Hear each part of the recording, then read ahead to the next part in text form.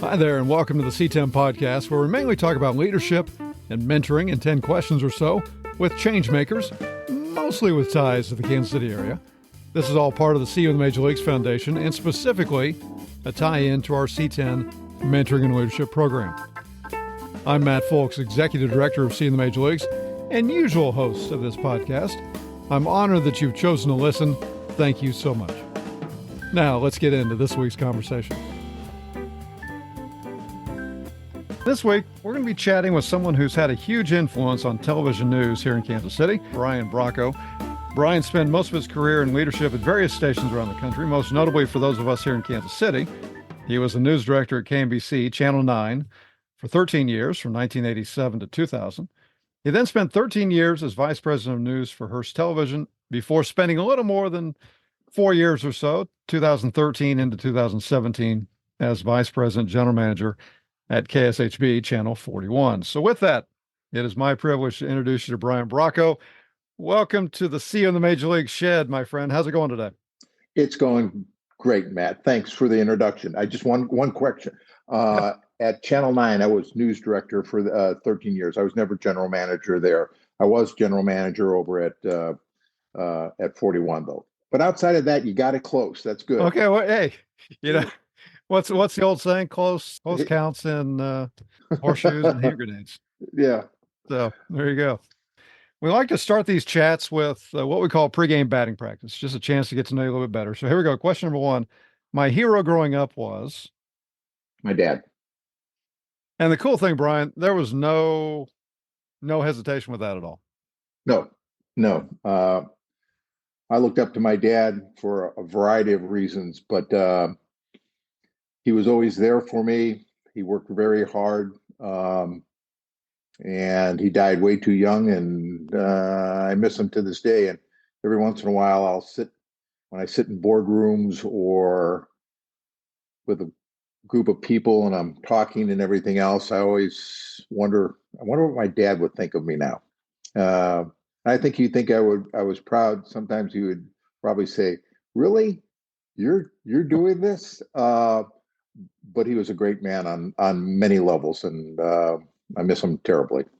How old were you when he died? He was, I was maybe 30. Okay. He was 60, maybe a little older. But it was time too short. Yeah, definitely. Question number two. My first paying job was? I worked for Lawrence Cable. I still have the dollar bill that I have, and it's on a plaque. And it's funny because you said that, because my grandson just got a job at Jimmy John's. And so his dad said, "Get your first dollar and put it in a frame." So we've all done it. My sons have done it, and I've done it too. That's awesome. Very cool. Question number three. If I could have one superpower as a leader, it would be? Trying to get consensus. In leadership, I think you want to try to gain followership, that people will follow you. And you do it through a number of ways. The last and probably the least is by fiat. I don't think that ever works. I think people follow you because they believe in you. They believe in what you're trying to do. You inspire them in some way or fashion, and you lead by example. And another way is, I think, being consistent with how you're leading people, so that they don't get whipshawed back and forth to say, what do you do? Yesterday he was saying this, today he's saying that. So, but leadership is creating followership. I tell an interesting story, and I'm not sure. I would have to go back and research it. But I had a friend when I first started working. His name was Avi Bogner. I remember that. And he was from Israel, and he had to go fight, as all young men do. And he told me one time that the highest casualty rate is among the generals, because unlike other armies, in the Israeli army, the generals are in front and leading and say, follow me, go into battle. And so he said, we try to fight extra hard because we don't want our leader to die on our watch. It's interesting, in my last couple of jobs, I always told the people that I work with, I says, my job is to make you better. My job is to make you the best that you can be. My job is to help, hopefully, get you promoted. Mm-hmm. And in several cases, I said, I hope that one of you folks will take my job. Ironically, in 3 cases, they did. And it's that mentorship that I think helped, and it worked. It's interesting. We're working on a new curriculum for our C10 mentoring leadership program, and we're working with a group called Growing Leaders out of Atlanta, and the main guy's name is Tim Elmore. And Tim, I mean, he's been on CNN and Fox News and all these, but he really focuses on younger people in a lot of his leadership studies, and speaks to teams, et cetera, et cetera. And we were talking recently about mentoring and leadership, and he said, I don't know if you are a full leader until you start mentoring others and try to get them into leadership roles. Absolutely. And I guess I said that in a roundabout way, but I totally agree with that. To be a mentor, my thoughts on mentorship, I have to be looking out for that person's success. I want to make sure that they're a success. I want to be always honest with them and be able to tell them things that they might not be doing, pushing them into the right directions. And you have to be honest with them. Likewise, I think the people you're mentoring have to kind of agree with it. Maybe not even know that they're being mentored, but at least think, oh God, this guy is a really good guy. He's helping, or she's helping me. I am a firm believer. I don't think anybody gets where they're going without mentors. I had 3 or 4 mentors, and I don't know if I would have been as successful without those mentors, those leaders taking an interest in me personally and saying, you can do this, or you're better than that. I mean, I've had people say, you should go for this job. My mentor, go for it. No, I'm not ready for it. You're ready for it. Go for it. And you're going to have a whole bunch of different mentors in life, I think. Colleagues, I'm not so sure are always your best mentors, but it's somebody maybe more established who's seen things that you haven't seen that can help you. You can have friends who help you along the way, but mentors is a different thing. And we're going to come back to some of your mentors here in a little bit. But question number 4, if I could meet one person in history, it would be Churchill. So you've thought about that before then? There's the little game you play. If you could bring 3 people back to have dinner with them, who would they be? My dad would be number 1. Churchill will be number 2. I'm not sure I know who would be number 3. Probably my father-in-law. But, I think my dad and Churchill would hit it off. They'd both probably smoke a cigar and laugh and giggle. But I think Churchill is probably one of the greatest historical figures that we have, and I've read hundreds of books on him, and he had his flaws, but man, he alone, I think, helped save Britain. So, do you have a favorite Churchill book? Or if somebody's wanting to learn more about Churchill, you would say, this is a good place to start. Splendid and Vile, I just got done reading, which is really, really good. And then, what's her name? She's an author here, but she did one on the 4 wars of Churchill. Is it Candace Millard? Yes, you got it. Yes, that's who it is. Yes. Okay. Have you read that book? I have not. I've got River of Doubt. River of Doubt. Read that. And then Splendid and Vile. I'm going to read a book on Churchill's wife because she was a saint, and she put up with a lot of stuff on him. But she got him through some of his darkest days during World War II. So, all right, let's go back a couple of years. Tell me about 17-year-old Brian Bracco. I didn't know what I was doing. That's probably a typical teenager.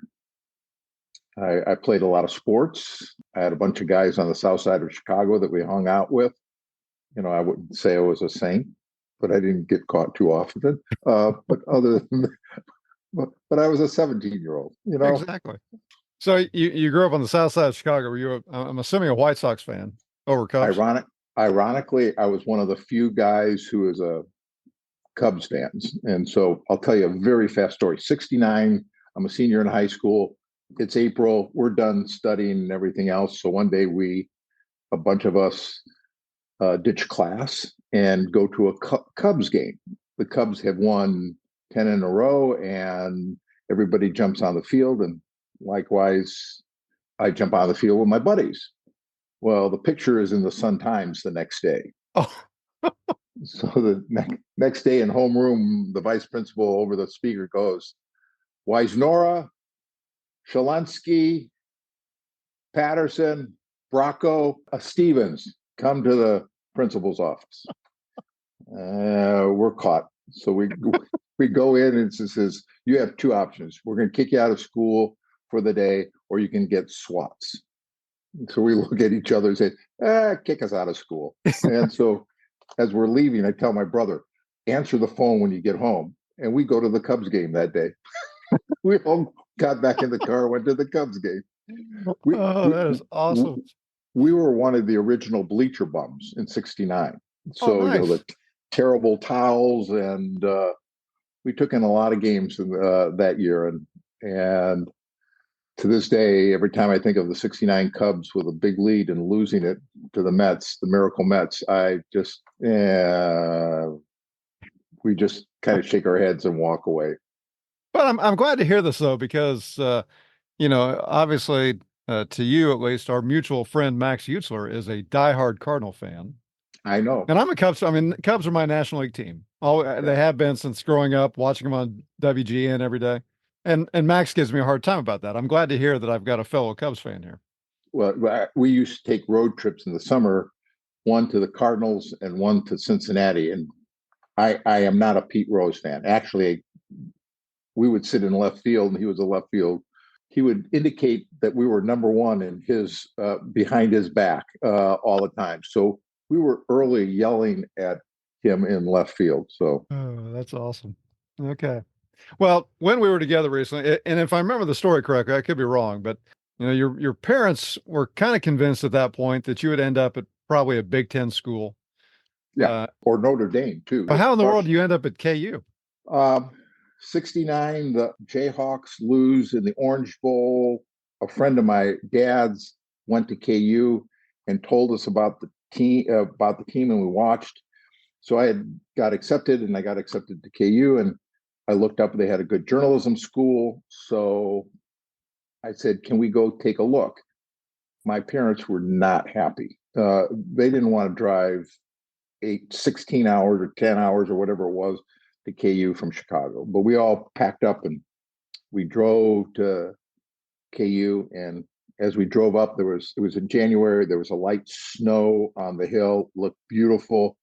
We walk into the journalism school, there's no one there, but they're playing. JoJo White's last game was, he had a stop at mid-year for some reason. His eligibility was up. So he's playing his last game and it's playing on the radio. And we're walking around and a professor walks out and says, who are you? What are you doing? We say, we're from Chicago.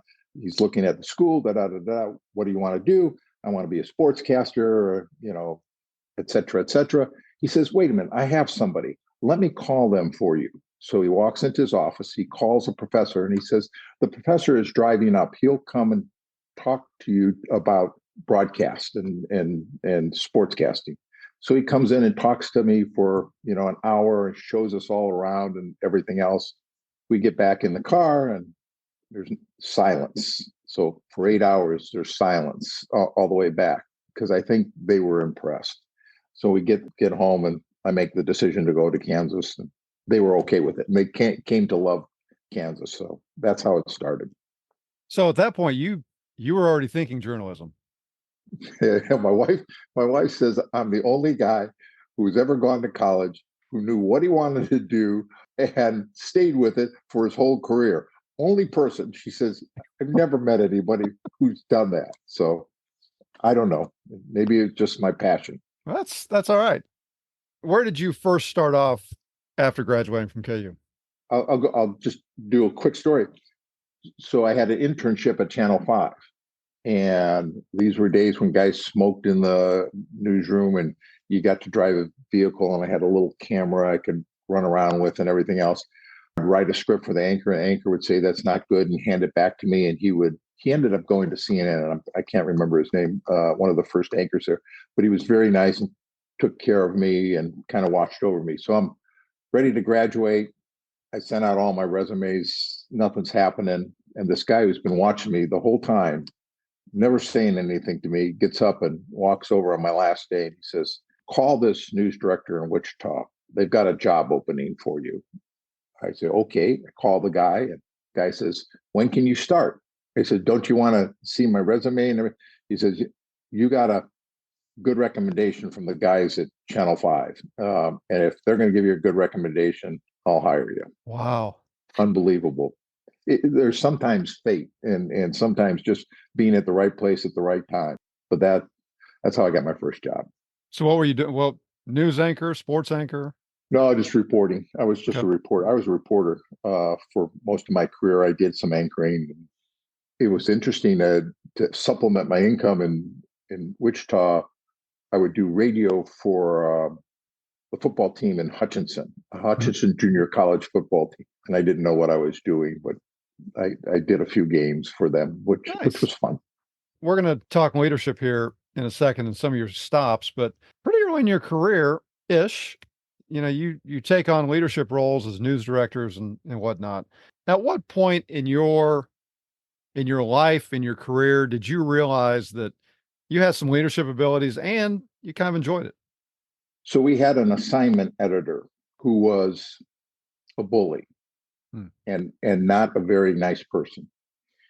And he would get over the two-way radio and cuss at you and say things to you. And that's his way, he thought, to motivate people. I mean, he would make grown men cry, and he would belittle women, and it was irritating. So in the course of my career, I was in Columbus at the time reporting, and we went through a series of news directors, actually like 8 and 9 years. I mean, just like this. But I kept a reporter's notebook, and I took notes as to what I thought was good in each one of those news directors, and also some things that I wouldn't do if I ever got into leadership. So there was a particularly bad day where this assignment editor was yelling at everybody, and I was fed up. So I marched into the news director's office and I said, "Listen, you can fire me for this, but the man out there is A, not a leader, and B, the morale is down, everybody's scared, talk to him. I can do a better job than him." I said, "I know how to listen to the monitors. I know more because I'm a reporter. I know what a better story is. If the opportunity ever presents itself, I'd like to do this, but this guy's got to change." About a month later, they gave him another title, moved him out of the newsroom, and I took over. And it was probably 6 months later, I was assistant news director. And then the day I took my second child home from the hospital and my mother-in-law was there, I went back in to give everybody candy cigars and cigars. And I walked in, and the news director goes like this to me, and I go, "Okay, what?" And he says, "Congratulations on your baby. They want to make you news director in Birmingham, Alabama. You got to start in about 3 weeks." So here's something for anybody who's listening.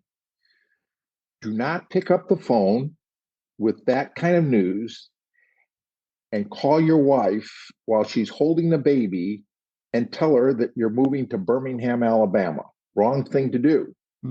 Second wrong thing to do is have your mother-in-law there to pick up the phone and said, "Why are you making my daughter cry?" But it worked out. It worked out. My wife is the best. And did you tell how many years you guys been married now? It's still on the edge, but in August will be 50 years. Okay. And I knew we were close to that. And we've done 1, 2, 3, 4 moves. And in many cases, she was doing it all by herself. And I know ball players do that all the time. It takes a toll on families, but yeah. It was funny. Sidelight. So we've been in Kansas City for 13 years. I get promoted to this corporate job. They want me to move to New York. I'm not going to do it. My father-in-law had passed away a couple years earlier, and he was on his deathbed, and he said, do me a favor. Stop moving around so much. So that played in my head.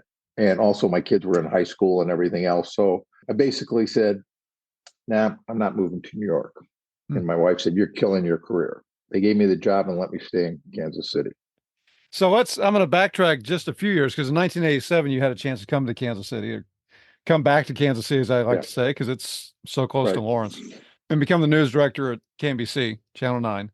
Was that an easy decision to come back? Yes, I think at the end. I was with a company, the Taft Company, and I had a general manager who wasn't a leader.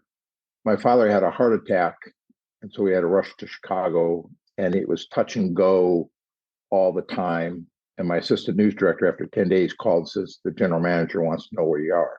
So I leave my dad, and my dad says to me, you take care of the family now. I think he knew he was going to die.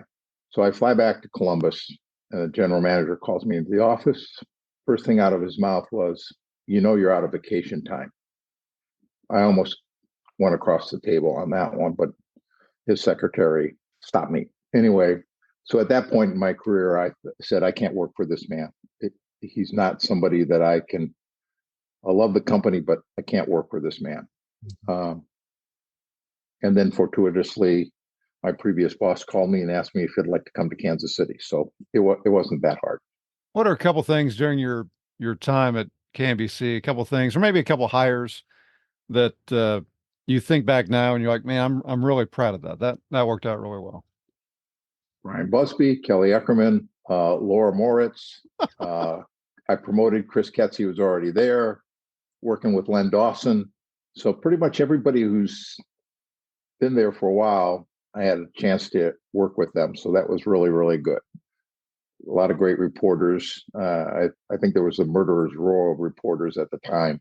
Michael Mahoney, Peggy Bright, Brenda Washington, Maria Antonia. I mean, these are just household names that if you've been in Kansas City for a while, you know them. And they were all terrific, terrific people. So that was a great time in news in Kansas City, but Channel 9 really seemed to be the place.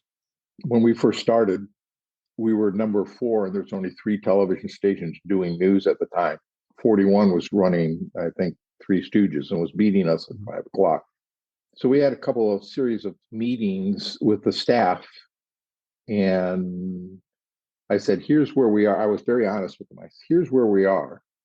Here's where we need to be, and here's how we're going to get there. A real quick funny story. So we have the staff meeting at the old Mule Bach. I serve breakfast on Saturday. Everybody shows up. I give them the speech, and I say, listen, it's okay if you don't think you can do these things. And if you don't want to do these things, I will let you out of your contract and I will help you find another job.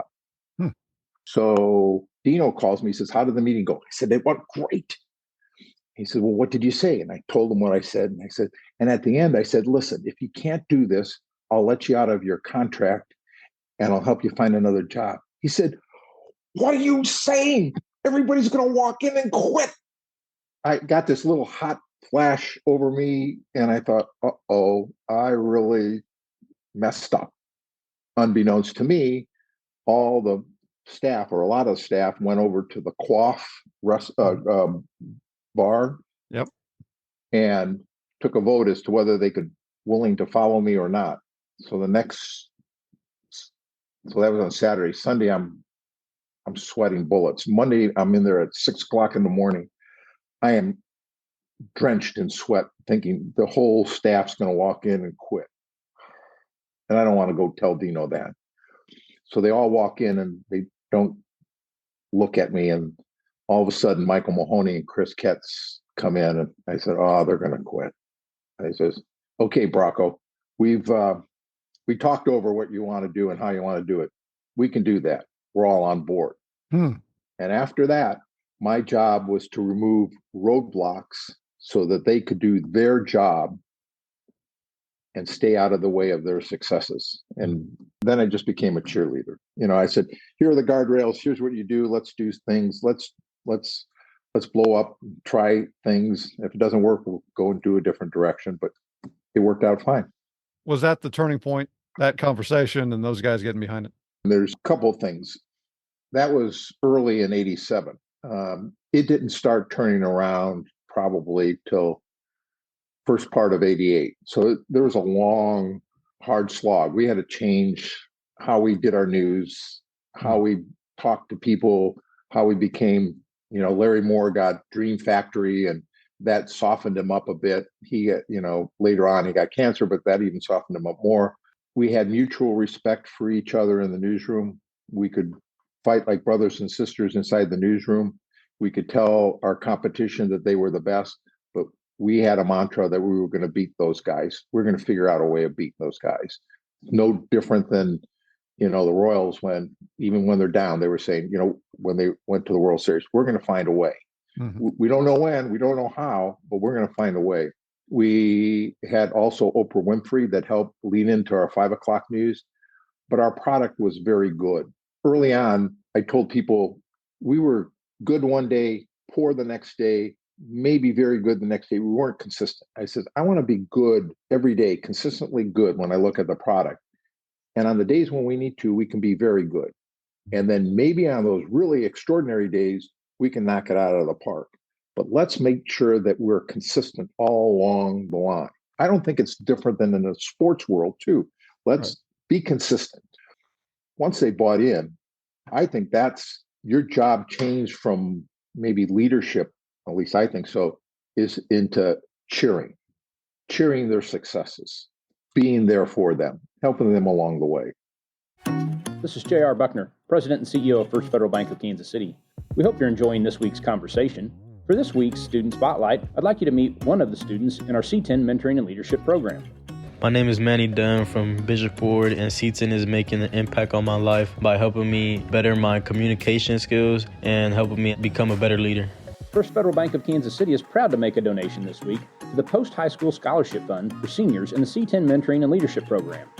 If you'd like to join us in this effort to give our future leaders an opportunity after high school, please click on the link in the show's notes. Now back to this week's conversation.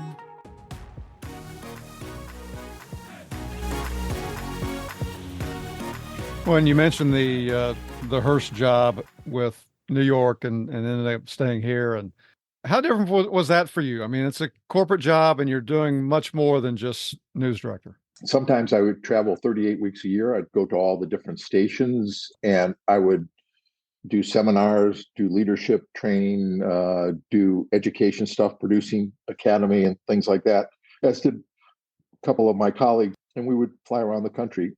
I enjoyed their successes, television station successes. I remember Dave Busick at KCCI would always call me up when the book came out and tell them about all the successes and how they were having a party and enjoying their successes. But it's different.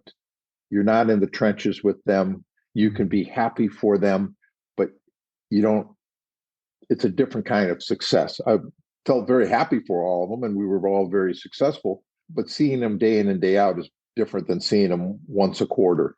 Well, there's almost, and part of my background, I worked at WSMV TV in Nashville. And there is this almost family-like atmosphere when you're doing that on a day-to-day basis. Yeah, there's an old line. It's kind of funny story. We were like in-house consultants. I hate the word consultants, but we were in-house consultants. And you know what a consultant is? It's like a seagull. It flies in, eats all your food, poops all over you, and then flies out. So all three of us that were doing the same thing, we were more mentors than we were consultants. Each station had their own niche as to what they did. SMV was a grand station. Yeah. And you knew their profile. In fact, I would look at SMV's newscast to see what they were doing and how they were doing it. There were some major television stations in the country that you kind of gravitated to because they were really good, and SMV was one of them. Well, and when I was there, it was Dan Miller and Dimitri Kalodimos and Yes, sports with Rudy Kalis and Bill Hall and Weather. I mean, that was quite a team. You come back to KSHB, Channel 41 here, and I'm just thinking, after spending so long at Channel 9, even though there was that long gap where you're with Hearst, was it strange coming back with another station? As the CEO of our company, Hearst, said when I told him I was leaving, he said, "I thought you bled Hearst blue." And the fact of the matter is, I still do. I mean, Hearst is, I think, the gold standard in television news these days. So, and I have many friends there and everything else. But that was probably the hardest decision I had to make, because I could have ridden it out and been very successful. But when the offer came to me, I said it to my wife over dinner. I got a strange call saying they want me to consider the job over at 41. And she kind of paused for a moment, because that was always my goal. I wanted to get back to the local television stations and run a television station. And she said, "What are you thinking?" And I said, "I love Hearst. I have so much time invested in there." She says, "Okay, do what you want." Then when I told my boys that, my boys both looked at me and said, "Dad, you always told us to find someplace you love to work and don't worry about the rest. You've always wanted to do that. So you're telling me you're not going to listen to your own advice, and I says, "I love working with Hearst. You've always wanted to run a television station, Dad. Come on." After talking to them, I picked up the phone and I ended up over at 41. Wow. So you mentioned this earlier, but how have mentors helped you in this journey? I would not be where I am today, or was, without mentors. I think it's more important than what college degree you got, how much knowledge, anything else. If you don't have mentors, I think you go into the world unprepared. I mean, you can be the smartest person in the world, but if you don't have somebody there looking out for you, could be casually, could be seriously, it could be career-wise, it could be non-career-wise, but somebody that you trust, who's going to tell you the truth about you as a person, as you as a leader, as you as an employee. You got to have them. I can name all my mentors. There was times they would say, "Bracco, stop it," or they would say, "Bracco, fix it," after I gave a long explanation. But I would not be here without those mentors. I really would. And to this day, I still call them. Most of them are retired, but I at least call them 3-4 times a year, birthdays, gatherings. And some of them we get together. And we were just with 3 of my mentors in New York City, just because we wanted to get together with our wives and everybody else. So, one thing that is important, and you're kind of alluding to this, but just mentors being there in times of I don't want to say great need, but when you got a big decision to make, when you're working through things, et cetera. So in 2017, when you're hanging it up, did you reach out to some of them and say, "Hey, what do you think?"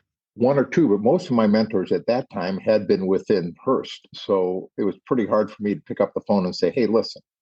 But my wife has always been my North Star, and she's always been one who can cut through the BS and look me in the eye and say, "Come on." I remember when I was a reporter, I would do what I thought was a really great story.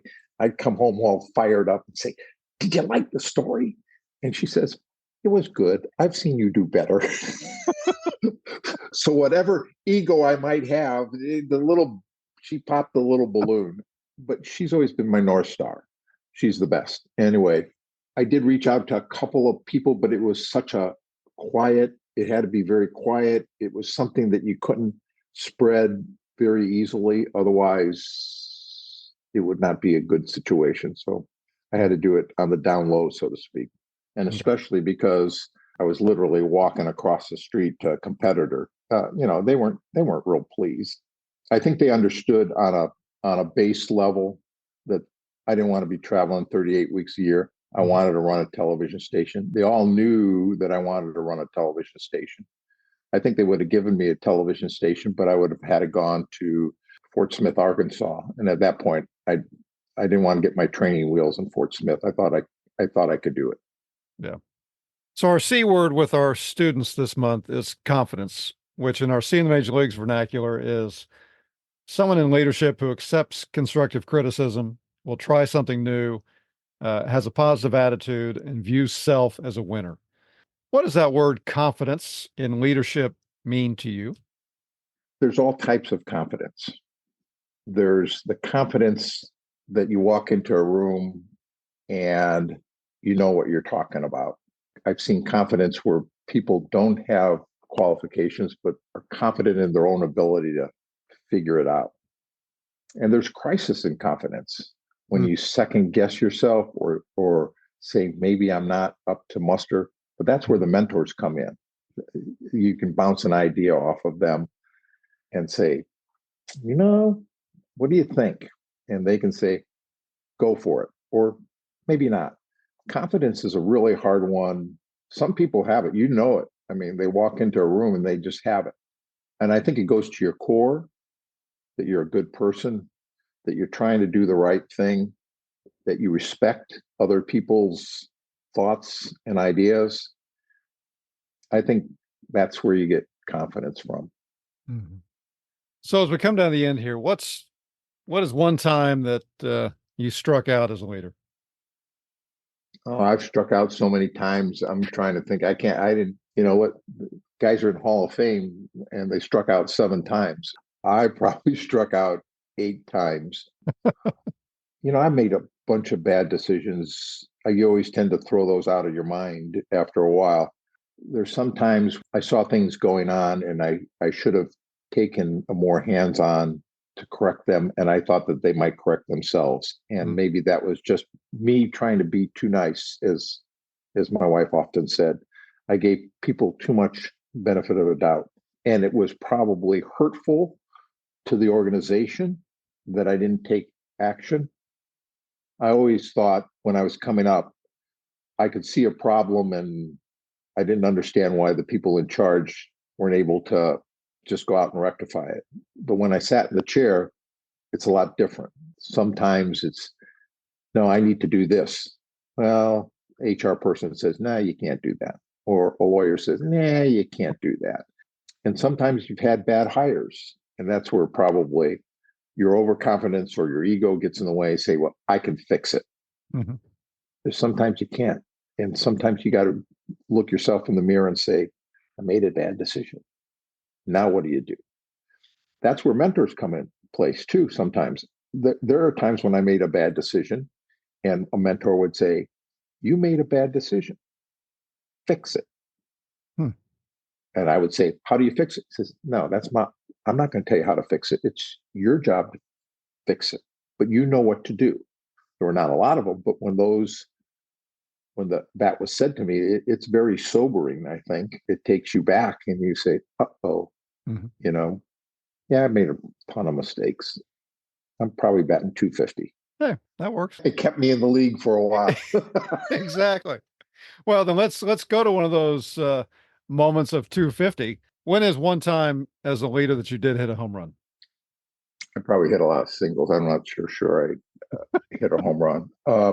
I will say when our team won some national awards and I saw them get up there and win some really, really, really prestigious awards, both at Channel 9 and at 41, and see the looks on their faces and see the hard work, that was the most rewarding time. It would probably be like winning the World Series. You're happy and you're excited, but you know how hard all those people worked. I took greater pleasure at watching people succeed than the ratings or anything else. And it could be a small story that they did really, really well, that people all commented about, or was winning a national award and seeing them all on stage.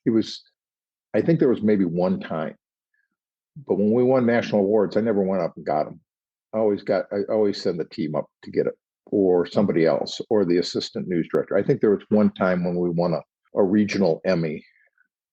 It was not mine. I was the coach. Mm-hmm. They were the players. They needed to celebrate.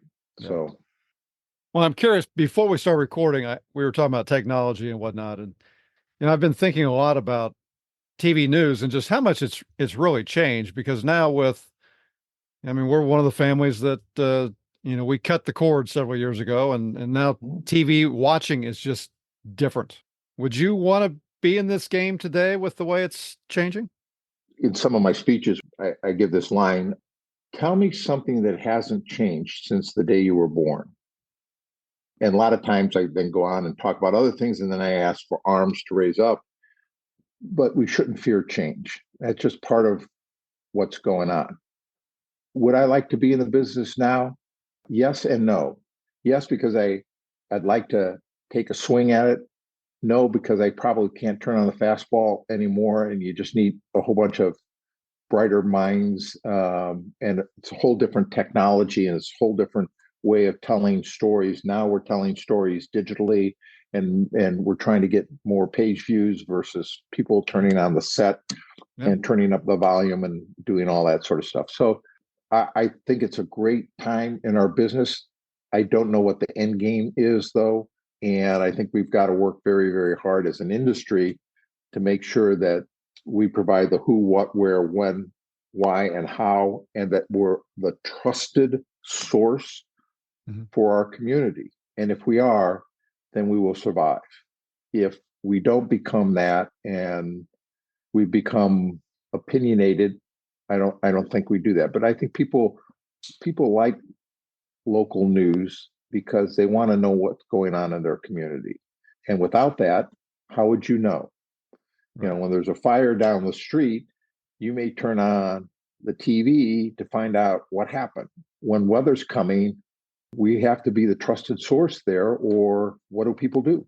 And we're coming into their house, and we have to be trusted. Otherwise, they won't turn us on, or they'll turn us off. They'll cut the cord. Even if you cut the cord, you can still watch local news. Right. But the other problem is you've got this, and I get all my alerts on there. I know when the weather's coming. I know when there was a fire down the street. I know everything. It's right here.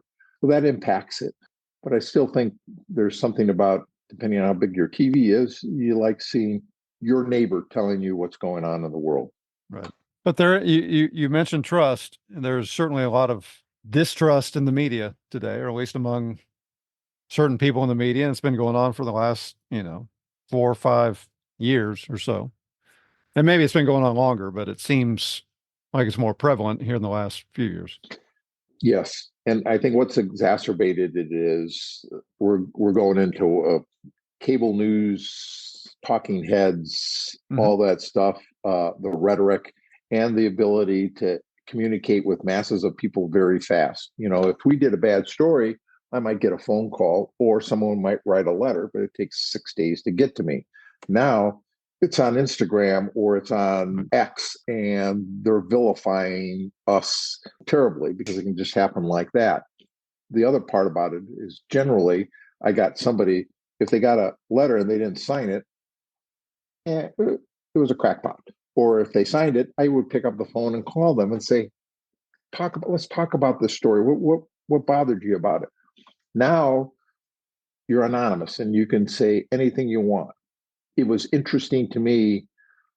We had some people at 41 at the time. I'm going to leave names out and everything else, but their dress code or what they were wearing, they were getting vicious emails to the point that these people were coming up to my office and crying. And we were trying to block them, but you can't block everybody. Just because they didn't like what someone was wearing or their hair or how they looked. That's so wrong on so many different levels, but you can't stop it anymore. Story I wrote for the Star, and I did these, just where are they now type stories. And I can't remember the athlete. I should.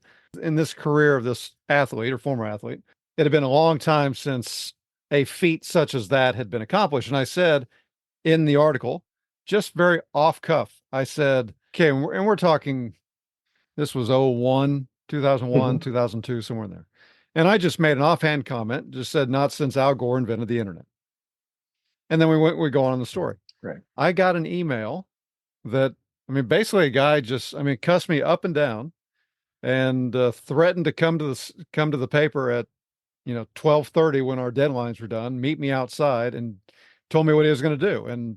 And so I showed it to our sports editor. I'm like, just so you know, this. This crackpot. Yeah. It's supposed to feel good article, for crying out loud. it was like 5 words and set this guy off. The editor at the time just said, just send him a response, just apologize, blah, blah, blah. And so I did. And he sent me a response and he said, hey, look, I flew off the handle. I shouldn't have done that. Right. Yada, yada. I still have it in my file somewhere. I have a lot of rejection letters and a lot of notes from people. Yeah, I have the same thing. The other problem, though, is now with your experience or with it doesn't stop. Right. It just goes on and on. And because they're watching the different ones that everybody's commenting on, they're piling on and they're making it worse. And it becomes this like little tribe, and it's very hurtful. Yeah. No, it's disturbing on several levels. Yeah. And that's why technology can be good and can be bad, but I don't know how you get I don't think you can get it back in the cat back in the sack. It's out. Yeah. Well, finally, Bracco, I asked you earlier about 17-year-old Brian. If you could go back today, what would you tell that 17-year-old Brian Bracco? Take chances. I took chances, but probably not some of the chances that I even see my sons do now and things like that. Take chances. You can fail. It's okay. I tell the story about Steve Jobs. He started Apple Computer and he made some clunkers and they kicked him out of the company, and he started a company called DreamWorks. And because he had failed at Apple, he did DreamWorks. Apple was literally going to close up doors, cease to exist, and they hired him back at one last chance. Now we all got cell phones. So you can fail and then you can come back and you can still, and I think sometimes in failure, you learn more than you do with success, because you learn things that you personally did wrong, or things that if you had to do it all over again, you would do it better. Mm-hmm. So I think failure sometimes helps success. And if you don't take a chance, I like to say there's 1 to 5 taking a chance. Guy who doesn't want to take a chance at all is a 5. And he doesn't get out of bed because he's afraid something's going to happen. Mm-hmm. A guy who takes number 1 chance is he jumps out of the plane without a parachute and hopes he's going to find one on the way down. I'm not a 1. I'm not a 5. Maybe a 3. Very good.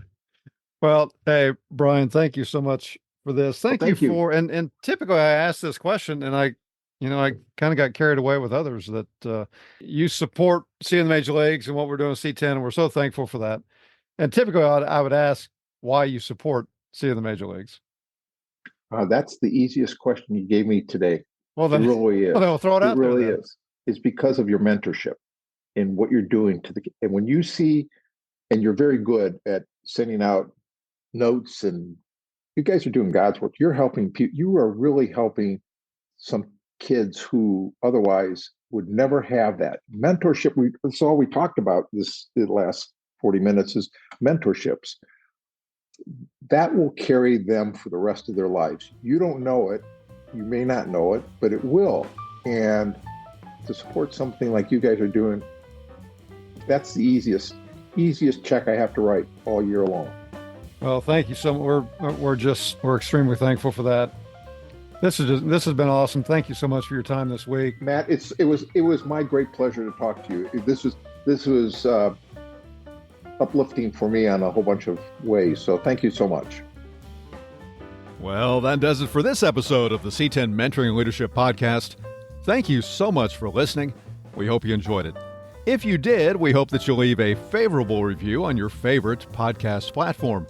If you didn't enjoy it, or you have other comments or suggestions for potential guests, you can click on the comment link in the show's notes. Be sure to hit the subscribe button so you don't miss an interview. And if you or your company would like to help underwrite this podcast, let me know. Until next time, this is Matt Folks for the See You in the Major Leagues Foundation saying be safe and take care.